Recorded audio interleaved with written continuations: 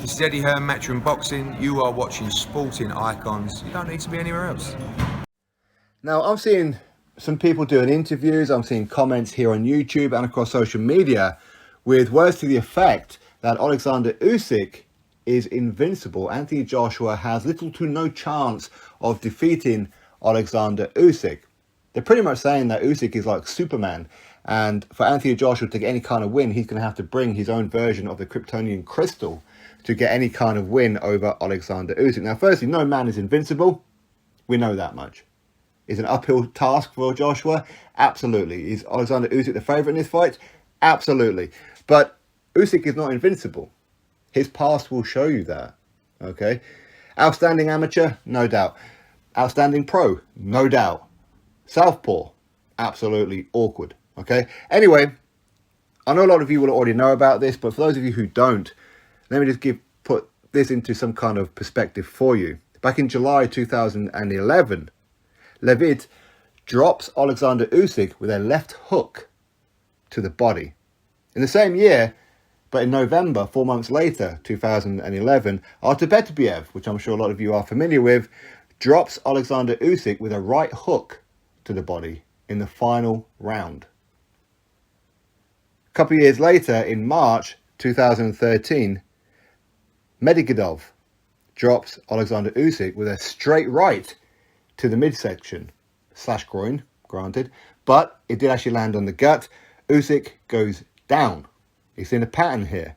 Then, of course, in 2016, it wasn't actually ruled a knockdown, but I think a lot of people would argue that maybe it should have been. Glowacki drops Oleksandr Usyk with a bit of a fluster of punches. Not quite sure which one it was that put Usyk down. Maybe an off-balance, flash knockdown, who knows. But either way, that was in round number 12. That happened. Okay, but the referee ruled it as not a knockdown. Anyway, that said, now, when you put all that together, and when you watch the Maris Bradis fight in the World Boxing Super Series, you'll see, and I think a lot of people do feel as well, that Maris Bradis defeated Oleksandr Usyk, but didn't get the decision. I know it's contentious, okay? I know boxing is subjective. That's a very, very close fight, and it could have went either way, okay? But a lot of people do feel that Bradis beat Usyk. He was the busier fighter, and he landed some big, big shots where Usyk, on a couple of occasions, had to hang on. He really did. Then, of course, when you fast forward to the last fight he had with Anthony Joshua at the Tottenham Hotspur football stadium, on 2 occasions, Anthony Joshua hurt him.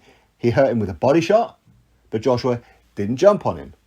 Joshua hurt him with a straight right down the pipe, right in the forehead. And I do wonder if that's what caused the cut for Oleksandr Usyk, which you'll all be familiar with after the fight. Again, Joshua didn't jump on him. So Usyk can be hurt. For those of you who've seen the 1987, I think it was, movie Predator, if it bleeds, you can kill it.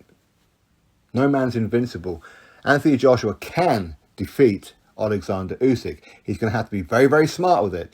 Now, for Joshua to drop him potentially, especially if he's going to go to the body, listen, your body ain't going to toughen up. I mean, it will, but not to the extreme that you're not going to feel the body punches anymore after you've been dropped at least 3 times by body shots. For Joshua to land those body shots, he's going to have to put himself into arm's length. He is. He's going to have to outmuscle him. He's going to have to outwork him and potentially walk onto something himself. So throwing body shots isn't always advisable if you're a little bit nervous about getting clipped around the whiskers yourself. Okay, but if Joshua can get through and land some body shots, there's a very real chance Usyk can and will go down. Now, it's one thing to drop fighters. We've seen it time and time again, like Usyk, like Fury and others. Drop them, but how do you keep them there? That's the problem. Should Joshua go after Usyk, specifically looking for the knockout, if necessary, shit or bust? Can he go 12 rounds at a high tempo? And I do feel one of the reasons why Joshua lost the first fight is because he was working at the pace of Usyk. He was trying to outthink him. Every time he'd try and do something, Usyk would just change direction, and it's almost like, well, I have to reset again and start again. It's tiresome. It's physically tiring and mentally fatiguing as well. So Joshua's going to have to fight his game. Don't worry about what Usyk's doing. To a point, of course. As I said, he does have to play it smart. But he is going to have to be aggressive. He is going to have to throw bombs. And if necessary, unfortunately, he may get caught on the way in. It's a very, very real possibility. Nothing in this fight would surprise me. It really wouldn't. Now, I want Anthony Joshua to win. I believe he's going to win. Will I put something that I couldn't afford to lose on it? No, of course not. I'm not daft, okay? I'm not that confident that he's going to do it, but I am confident Joshua's going to win, and I hope that he wins. And I've got a feeling he may actually win this one by a wide points decision. I say wide because if Joshua's going to go in there aggressive, if he drops him a couple of occasions, then Joshua can just work at his own pace and just see it through to the 12th and final round. But it is playing it risky, no doubt. If he just jumps on Usyk, yes, of course, he can knock out Usyk, potentially. But likewise, Usyk could get a clear wide points victory over Anthony Joshua, even more dominant than last time. And again, maybe stop Anthony Joshua at any point in the fight, first round, 12th round. Many, many different things can happen that I wouldn't be confident picking an exact round or exactly how this fight's going to go and whatever.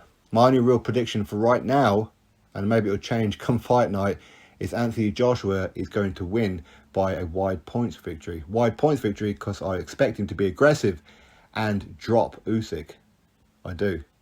But Usyk may well get back up again and see it through. Anyway, that's my thoughts. You drop me yours. Click thumbs up, subscribe, and I'll catch you in the next video.